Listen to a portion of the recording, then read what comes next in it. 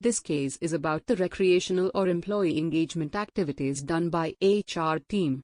The HR team works hard and plans a lot of weekly, monthly activities for the employees. Along with that, monthly birthday celebration and celebration of festivals also comes under the key responsibility area of HR. Organizing games and other related activities in any organization requires very intense preparation, and success of these events require clearly defined rules and full attention of HR. In this particular case, the HR team has organized a team contest of treasure hunt. The teams are already defined and each team has to clear well-defined levels in order to reach the treasure.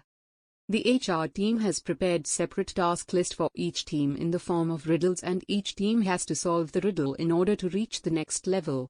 It was very clear that each team should focus on their riddle and clue and should not poke into the riddles and clues of other teams. The tasks for each team are of same difficulty level and also of same nature.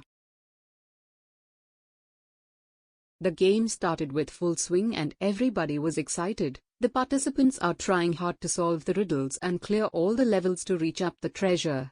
The riddles were a bit complicated and require patience to solve them. But few notorious team members were more interested in the clues of others. Instead of solving their own riddles, they tried to explore the hidden clues and got success in spoiling the clues of other team members. As they spoiled the clue of other team members and created mess in the game. So the HR, who is the coordinator of this event, has disqualified that team from the current activity of treasure hunt. Also, they cannot participate in next activity whenever organized by HR. The disqualified team members start blaming HR for mismanagement, and according to them the rules were not clear and the game is not planned properly by HR team. What would be done in this scenario? Do you think the punishment is fair enough? How HR can avoid these sorts of situations?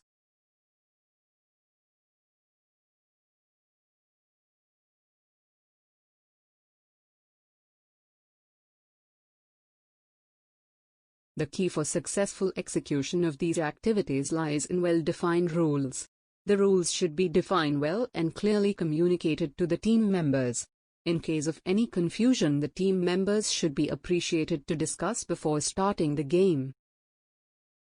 The punishment of disqualifying the culprit team is the only way out for the HR, otherwise the other team members who played a fair game may get demotivated.